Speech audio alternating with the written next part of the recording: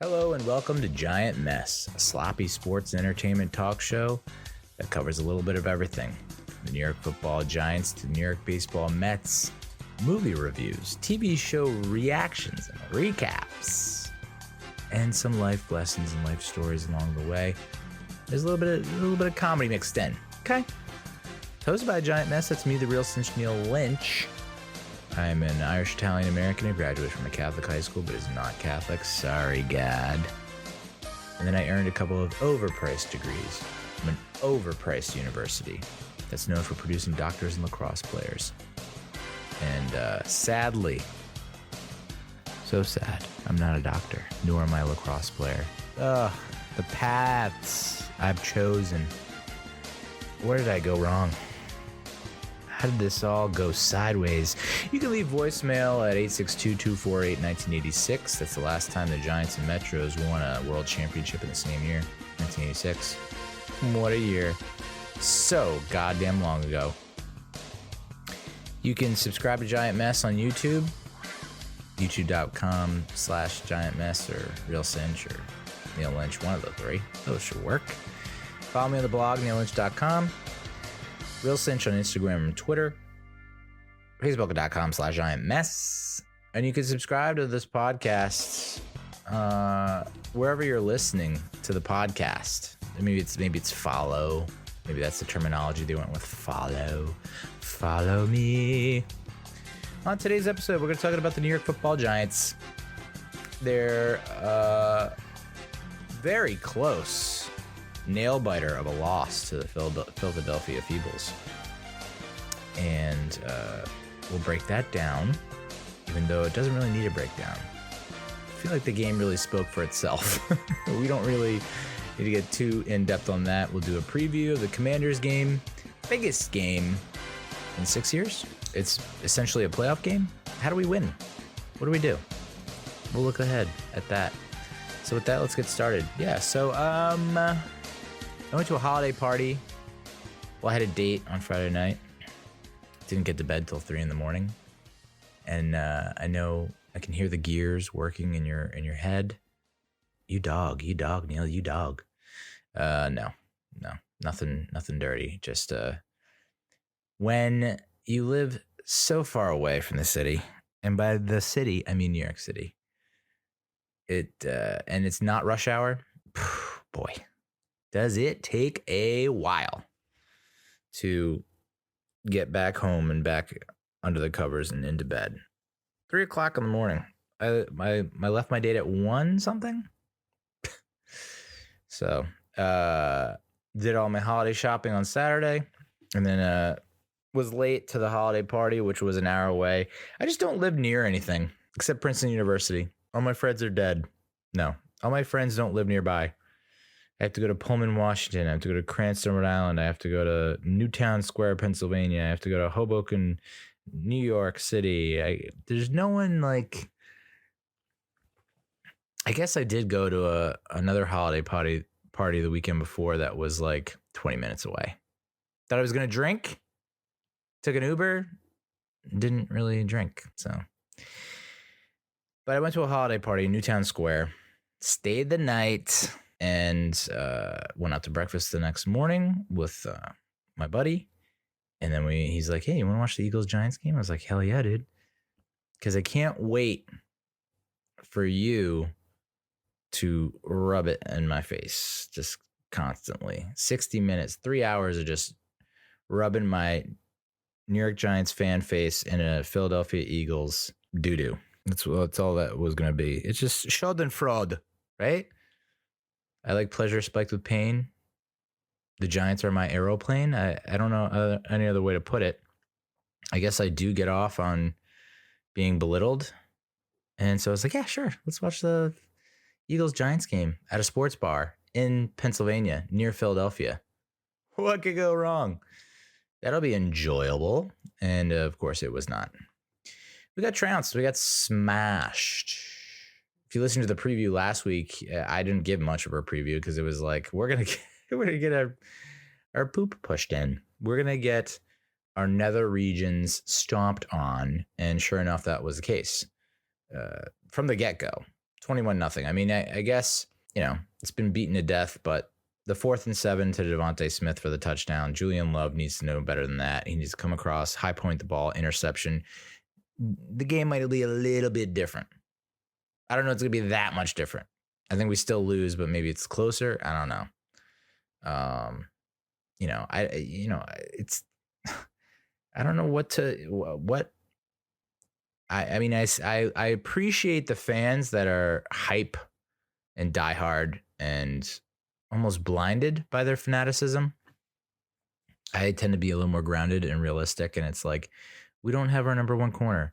We don't technically even have a number 2 corner. Like, it's been Fabian Moreau's story has been great up until this point where it's like, well, now there's no Adoree Jackson and he's just getting picked apart. And like Nick McLeod was great to come in relief of Adoree Jackson in the Packers game and step up, but it's like long term, people get the tape and they can see what he can do and can't do, and then they exploit it. So even on that 4th and 7, I basically turned to my buddy and I was like, they should just go for it. Why not? And he was like, what are they doing? They got to kick the field goal. This is crazy. And I was just like, dude, we don't have a defense right now. Their secondary is in shambles. No Xavier McKinney. Dane Belton only had 7 snaps, which leads me to believe that he's still banged up or can't play, or they've lost faith in him and trust in him already, which is awesome. We just don't have a secondary. I think Darnay Holmes was probably our best corner on the field, I guess. And even he, they put him in man, and you just constantly see him getting targeted and picked on.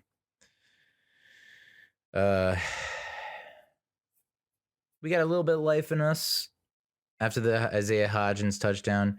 Isaiah Hodgins, pretty good story. I think he's emerged as a quasi number 2 wideout behind Slayton, who's I guess is our number 1, even though Richie James led the game in receptions and yards and touchdown. And then, of course, he gets concussed on that garbage time touchdown. So good pattern. And again, he's looking more like Kenny Galladay than Kenny Galladay's looking like Kenny Galladay. Kenny Galladay only 11 snaps. I know I said this every week, but it bears repeating.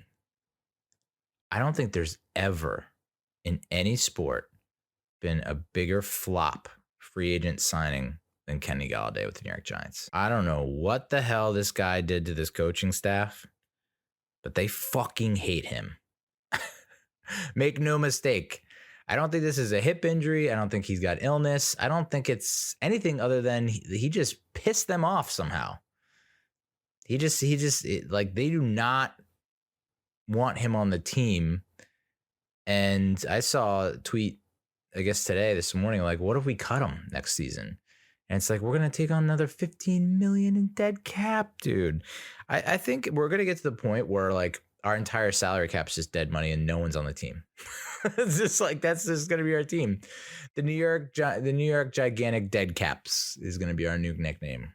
Like the New York Dead Caps, which is actually a pretty baller name. Yo, the Dead Caps are coming into town. You think we have a shot? What's the line? We suck. So much dead cap. So that's why any hope, like everyone's like, extend so-and-so, re-sign so-and-so. Wait till the draft. It's just like, we're so fucked. Our salary cap is so screwed. Like extend Leonard Williams. Okay, with what? Resign DJ and Saquon with what? I guess are players still taking Bitcoin? Is that a thing? And then let's bring OBJ back into the fold for 3-4 years so that he can get hurt again. And then we're forced to trade him or cut him and take on more dead money. It's just like, we're such a bad spot. But Isaiah Hodgins, I mean, it's a good pickup. Cheap pickup, and he's performing and he's producing, unlike Kenny Galladay, who just I kind of feel bad for him a little bit. I mean, I know you shouldn't because he's earning so much money, but it's at the same time like you are now going down in not just NFL history books, professional sports history as the worst free agent signing of all time across every sport, any sport. Has to be. Wow. And it's at the point now where it's like this coaching staff would rather run out the likes of like Chris Myrick, Nick Van Nett, Marcus Johnson, like these fucking no-name guys, than just, how about you do this one game? Not that I mean, you don't listen to me. Why you listen to me? Don't listen to a random fan. But wouldn't it be interesting if they just said, hey, this entire week, we're game planning to get you the ball at least a dozen times. We are going, and Daniel, you need to target this motherfucker 12 times at minimum. I want to see every single pass play geared toward Kenny Golladay, and I want to see what this guy's got. Because I don't think it's like, okay, he doesn't get separation, he doesn't get open. Just throw him the ball. I don't think he gets separation, even when he was good and, Pro Bowler and putting up numbers. Like, he wasn't getting a ton of separation. He's Mr. Contested Catch. Like, he's not going to be open. Just throw him the ball. Stafford just threw him the ball. Just throw him the ball. I want to see him play 100% of the offensive snaps, and I want to see him targeted 12 times. This season is such a weird mishmash roller coaster ride that it's like, say we lose. I mean, maybe it's not the Commanders game because you have a lot on the line. You feel like you can't trust them. But if we lose this Commanders game coming up on Sunday Night Football, I mean, it's almost a lock because like Daniel Jones is 0-9 in prime time. We stink in prime time. Why would we win? It's in Washington. Like Chase Young's coming back. It's just like, why would we win? If we lose that game, can we just see what the hell Kenny Galladay's got cooking? They're not telling us something. But what? So I'm trying to like break down or think of, it's all speculation at this point, but like, wouldn't, if it's his hip, like maybe, I don't know. It's pointless. He's like not part of the future, but he's signed for another like 2-3 years. And no other team wants him. So it's like you're crushing his trade value by not putting him on the field and throwing him the ball. You're crushing it. So we're not going to trade him. So it's like we're going to have to cut him, and then we have this dead cap. More dead cap. Ugh. Anyway, Isaiah Hodgins. Yeah. Good pickup. Defense kind of stood their ground the next two drives, coming up with big plays. And then, we get the blocked punt, which is always phenomenal. Really great stuff. And that was all because Azeez Ojulari and Kayvon Thibodeau are applying lots of pressure. So it feels like our pass rush is starting to come around and look good, but then our rush defense stinks out loud, dude. Big time stinks. 250 some odd yards, 253 yards. Yeah. Our pass offense sucks because our offensive line sucks, and we don't have like decent receivers, I guess. Although, the receivers get open and Danny can't throw them the ball because he's getting pressured immediately. Like no time to survey the field or see someone that's open. So he has to scramble, and then he runs and gets smacked, and then or he throws it away, or he throws it very short to someone in his immediate field of vision. So kind of weird that they would stick with Gates at guard and Feliciano at center. I feel like the coaching staff just put Gates at center, and then I guess Glowinski at guard, and then you got like, I don't know. I guess because Azudu and Brederson are just still not ready, and that's what you kind of forced to roll with. But I don't know. I mean, it was just a disgusting game. I mean, at 27-14, I thought, okay, maybe we come back. Maybe we were able to make something out of this, but you just got that vibe. Other than the blocked punt, You just got that vibe, like Gillen dropping the punt and then bouncing it and trying to kick it, and it's like they immediately score on the next play. Just shit like that. No answer for Jalen Hurts. No answer for Miles Sanders. 17 carries, 144 yards on the ground. Ew. You know, Barkley only played 20 snaps. He's so hurt. He's so banged up. He's so banged up. His shoulder, now the neck. It's just like, you know, and everyone's turning on Barkley and Jones. Jones not as much, but they're turning on Barkley for sure. It's just like, well, why would we re-sign this guy? We don't need a running back. We need a running game. Okay. So we ditch him. We let him walk. And then we get some other running backs in here that do all right. Like, I'm telling you, Saquon, 100% healthy. And I know this is stupid to say because he's not for a full season. He's just not. He can't be. He hasn't been. But the guy is just on another level when he's healthy. I mean, you see the plays he can make when he's healthy. There's hardly any other running backs in the league that can do that. But, you know, it's like, okay, it's a handful of plays and then he gets hurt and then he's ineffective and not impotent, but so I guess this is the end of Barkley in a Giants uniform, which is very sad because I honestly think he has a Hall of Fame career in him. There are so few running backs I've seen that are like him. So I'd love to see him be a lifelong Giant. I'd get the vibe and the sense from him that he feels like he's on the outs. I mean, do you really like watch him talk and speak and think, okay, this is a guy who's going to be around for another 4, 5, 10 years? No, it's almost like the writing's on the wall. Like he's just accepted it and he's just like, all right, well, I'm not going to be around here anymore. So like, what's the point? It's just the perception. Sometimes perception is reality. I get so like I tortured myself by listening to the post-game reactions, post-game press conferences, and it's just like why did I do that? Because all they did the entire time was just regurgitate and vomit like what fans I guess would want to hear, but the way that they say it, it's like you just came out of a awful loss. The worst loss of the year by far. The worst loss of the past, I don't know how many years. I mean, there's been some pretty bad ones. So obviously, yeah, you're going to be down in the dumps and the mood's not going to be great. But then to say you're excited about the Commanders game, it didn't sound like anyone was angry. That's why it was so refreshing to hear the Jihad Ward clip that's going viral. It's like, listen to this dude. He's pissed. He wants to beat Washington, and he when he says it, I think he means it. You listen to like Saquon and Daniel Jones and Brian Daboll and maybe even Julian Love, and it's just like they're just blah blah blah blah blah. It's just like word service. I don't know. I understand that you don't want to give the media anything to run with, especially the New York media, because they'll hammer it into the ground and drive you nuts if you pay attention to that kind of stuff.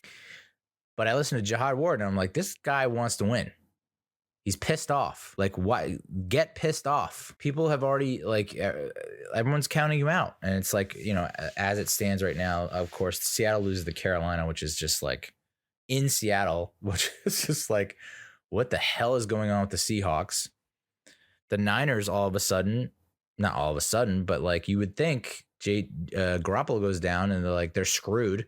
And instead, this Brock Purdy guy, Mr. Relevant, is like lighting up the league, beating Tom Brady handedly. So now, as it stands, we would go to Minnesota if the playoffs started today. I don't see us, you know, and Bellinger's now hurt with a rib injury. Richie James had a concussion, so he's probably out for the game. Bellinger is probably not going to be effective. Who knows if we get a Zudu back or Shane Lemieux back or Adoree Jackson back. Doubt it. You know, Jason Pinnock is our leading tackler against the Eagles, followed by Jalen Smith. What are we doing, dude? Micah McFadden, like Fabian Moreau, Nick McLeod, Tony Jefferson. Those are our top tacklers in the Philadelphia game. Thibodeau had 1 assist. Dexter Lawrence 1 assist. At least Azeez Ojulari stepped up, 2 sacks. But I mean, you look at the roster and it's just it's a bunch of guys that are backups or backups of backups. This is not the team that we had in July or August. It's a freaking miracle that we're 7-5-1. It's a miracle. And I guess you can fool the league for that long. You can fool the league for like half a season and then everyone catches up to you. I mean, I'm telling you, when McKinney during the bye week had that hand injury, that was bad juju. To me, that was like, all right, we're screwed. That's the end of that. It was nice knowing you. It was a nice run. It was fun while it lasted. And then the double whammy of Adoree Jackson going down. Because the defense was pretty much one of the only our running attack combined with a stout defense was the only reason we were winning games. You take away 2 of our top defenders, our 2 best defenders possibly, and then you take away our interior offensive lineman and our tackle. I don't know that a lot of teams can bounce back from that. So, I mean, I think Jamie Gillen needs to exit stage right. He's just so inconsistent. He had 3 down inside the 20, which is impressive, but just too many errors, too many mistakes. Boston Scott continues to kill the Giants. 66-yard kickoff return. Of course, why not? I mean, the passing attack didn't really, as much as I was dumping on the secondary, the Eagles didn't really pass for a ton of yardage, but all the yardage was brutal. Every pass goes for a first down. Every pass goes for a touch. It just felt like it this is not like Richie James 7 catches for 61 yards and a touchdown. That stat line. This is throw, catch, touchdown. Ugh. Brandon Graham was a menace, 3 sacks. Fletcher Cox with a sack. The Eagles had 7 sacks, something like that. They probably could have had a lot more. Their punter goes down on that blocked punt, and you would think, okay, maybe the momentum's turning here. If our defense manages to make stops, then they have to have their kicker punt. And he had 1 punt for 35 yards. That's it. 1 punt, 35 yards. The rest of the game. It's like if we just force punts, who knows what happens there, Field position. But nope, just could not get off the field. I think they were 54% converting on 3rd down. We were 30 some odd percent. So it was tough. I basically recorded myself because every time they score a touchdown at this bar that we went to, they played the Eagles fight song. So I had the Eagles fight song in my head for the remainder of Sunday. I could not get it out of my head. Did I sing it? No, dude, obviously not. But it wormed into my brain and it rattled around in there and infected my soul. But my buddy, Eagles fan, he was singing, the whole bar was singing, and I just had to take it. I think I was probably the only Giants fan in that whole place. I didn't wear my Giants gear. You can call me a vagine. That's fine. I don't need a visit to the ER. I don't need that. Especially with the new job. But it was what was it, 6 times? 6 times they sung that song. I was recording it once, and after 1 touchdown, this couple came up to sit in the seats, and they thought I was recording them, and they got pissed. And I was like, no. I'm just documenting his joy and my misery, the dichotomy, the juxtaposition of those two. And they were like, oh, okay. It's like there was a guy doing the Eagles chant. He almost fell off a chair. It's like, that would have been cool, but nope. Not. It's just not my day, not my week.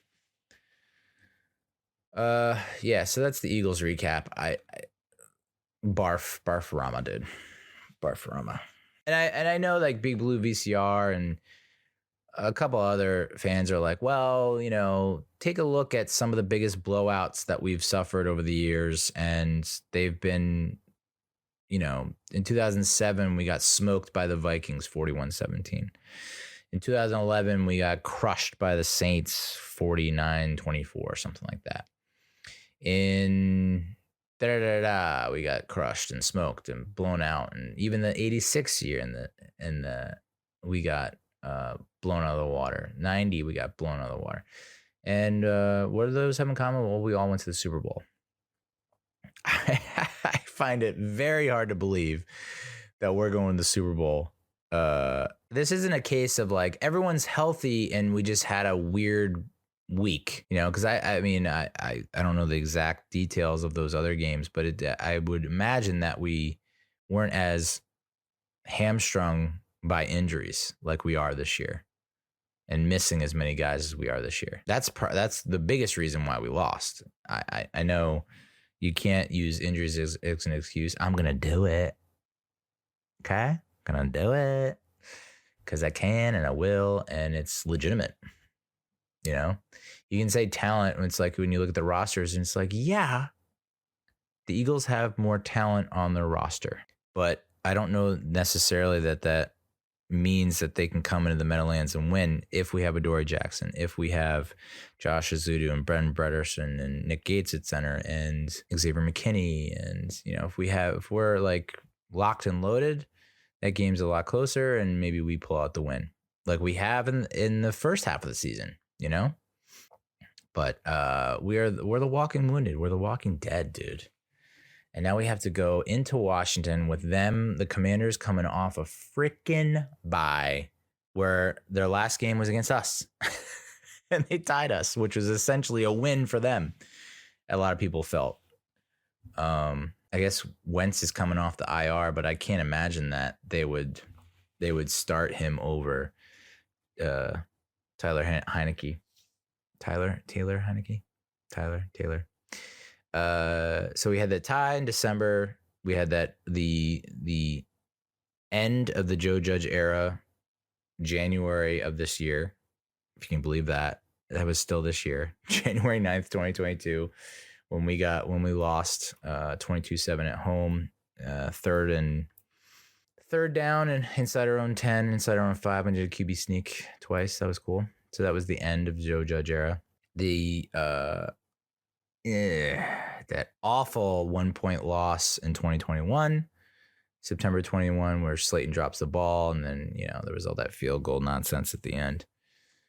And the 2 games prior to that in 2020, we swept them, but was not like we could have easily lost those games. 1-point win in October 2020, and then a 3-point win in November 2020. So we're 3-2 on the road. Washington's 3-3 at home. They actually have a better away record. They have a slightly better defense than us when it comes to scoring, at least. I mean, we've been pretty awful the past few weeks. I think we were looking like a top 10 unit in terms of scoring. And then, of course, I don't want to say it because I've already said it, but you know it. It's in your heart. I guess we have a slightly better scoring offense than them, which is just mind-blowing considering how shit-tastic we looked. We got the edge and takeaway differential. They have a better passing attack than us, but not by much, which is like kind of crazy. And then we're still 6th in rushing yards per game, which I don't get. We have not been able to run the ball. I mean, we're 0-3-1, 0-4-1. I think we're 0-4-1 our last. We lost the Lions, lost the Cowboys, tied the Commanders. We're 0-3-1 in our last 4. And I don't feel like we've been able to run the ball at all in any of those games. So it's crazy that we're still 6th in rushing yards a game. They're 14th. in the league in rushing yards per game, but I mean, they were able to run the ball with a great deal of success last time, and I would imagine we're going to see a lot more of that in this game, especially if Leonard Williams isn't able to go. I don't know what his deal is. He was doubtful for the Philly game, didn't play. My guess is he'll be questionable for the Washington game. And any way we can get him on the field and operating at some level of efficiency, then we should push for it. And then defensive passing yards per game, we're 17th. They're 8th. They're also 9th in defensive rushing yards per game. So their defense, legit. And I don't see us being able to stop their run. And I have a feeling that Heineke is going to dice us up like he did towards the end of that last game with Zion Gilbert getting exposed in public, no less. Vegas has the Commanders favored by 4.5. That seems low. I feel like. And the over-under is 40. So I would say, I don't know what Dable has up his sleeve. Judging by his reaction and his comments after the game and early this week, he said that they left like 4 or 5 big plays on the field, but that was because we can't protect the quarterback. I think there was maybe one instance, maybe 2, where Jones is like, for whatever reason, not looking that way, or looks and checks off because he doesn't have confidence in it. But I mean, you look at some of the throws these guys are making. I mean, Jalen Hurts was making plenty of throws where it was like, woo, there's no separation there. There's no room for error, tight window. And that used to be Daniel Jones' calling card. At least his rookie year was like, he's going to put it in places that maybe it shouldn't go. Jalen Hurts is doing that this year with great success. And I mean, I watched the Niners-Bucks game when I got home. Brock Purdy just wheeling and dealing, slinging, cashing, snapping necks and cashing checks, dude. I mean, that the end of the half or something like that, where they're already up by, I don't know how many points, 28-0, something like that, 21-0. End of the half, they probably could have just taken a knee and taken it in the locker room and everyone would have been fine with it. And they fucking chuck it deep, dude, on a double move. And they score a touchdown. Those are all the signs of a team that is going to wreak havoc in the postseason. If there's a team that you should be scared of in the NFC, I think it's the 49ers. I really do. They have the rushing attack. Christian McCaffrey is a goddamn baller. I think he's 6 games since the trade. He's 6 touchdowns, 600 plus yards scrimmage or something like that. Like, their defense is pretty decent. And, obviously they have Debo. You would have thought Debo Samuel was done for the year and possibly more after he got carted off. And it's like, he's just week to week. Got like a sprain. MCL sprain, the same MCL sprain that Adoree Jackson has. And yet Jackson's probably not going to play another game this year. And Debo will be back in like 2 weeks. So, yeah, I feel like even without Debo Samuel, there's still a threat coming out of the West. The Bucks look like garbage, dude. Basura. Tom Brady's, he's just so pissed all the time. They have like no running attack. It doesn't look like him and Mike Evans have ever played on the same team ever. I had Mike Evans on my friggin' fantasy team, dude. I know no one cares a crap about my fantasy team, all right? So I'll say this really quickly. I made a huge trade. I basically mortgaged my future to pick up Nick Chubb and Gabe Davis, okay? That roster puts me at, I had Lamar Jackson, who was, I believe, one of the top fantasy quarterbacks in the league. I had Derrick Henry, Nick Chubb as my running backs. Mike Evans, Gabe Davis, Christian Kirk as my wide receivers. They're all number ones. And Hawkinson, TJ Hawkinson is my tight end. That roster, that lineup, since the trade, has failed to crack 75, 80 points. The projections each week are 110 plus. Every week, 110 plus. There was one week where I scored like 50 points. So Mike Evans is the worst. Like, I'm sure he's a great guy and is a great golfer and all that crap, but really has let me down. I mean, the whole roster has let me down. And it's just like, and now I've given up a second rounder, a fourth rounder, and definitely missed the playoffs, which is insane because I was 6 when I made the trade. I was 6-5, 6-5. Finished the season 6-8. 6-5. I was like the 5 seed, 6 seed. There was 14 teams, 8 teams make the playoffs. I was probably like 5 or 6 in there at 6-5, and now I'm 10th, 6-8. Unbelievable. So yeah, the Buccaneers stink. And someone else had some, much like that Giants stat about like, well, the last time they got blown out like this, they went to the Super Bowl. There's a stat about, well, the last time that Brady got blown out like this, he won the Super Bowl. It's like, oh boy, there's a lot of spin zones and silver linings running amok. So we're gonna get. I mean, listen, I'm a fan, just like you, and I'm pulling for him. I really am, and it would be a hell of a story. The chips are so stacked against us, dude. So stacked. So many injuries. And I think Washington is gonna be, that stadium, that crowd, that team, especially with Heineke at the helm, is just gonna be en fuego, dude. Like, just raging to get at us because they know they can smell the blood in the water. And they can taste the playoffs. I mean, this Eagles game was very reminiscent of the Eagles game last year in 2021, where it's like we've officially given up. Like, we just don't give a rat's ass about what the hell happens the rest of the season. And that's the vibe that I've gotten.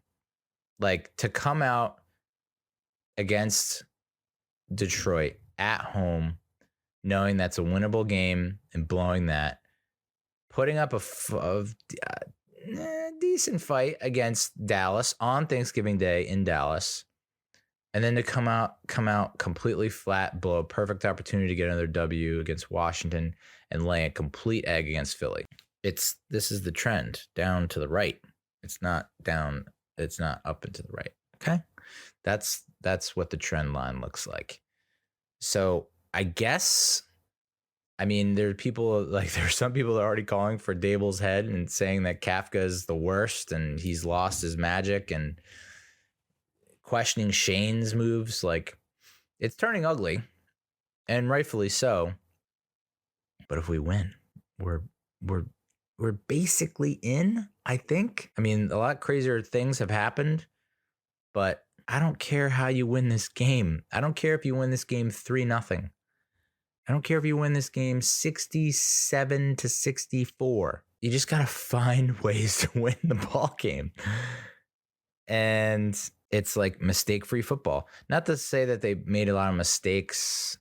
There were no turnovers or that many turnovers in the Philly game, so I think they protected the ball fairly well.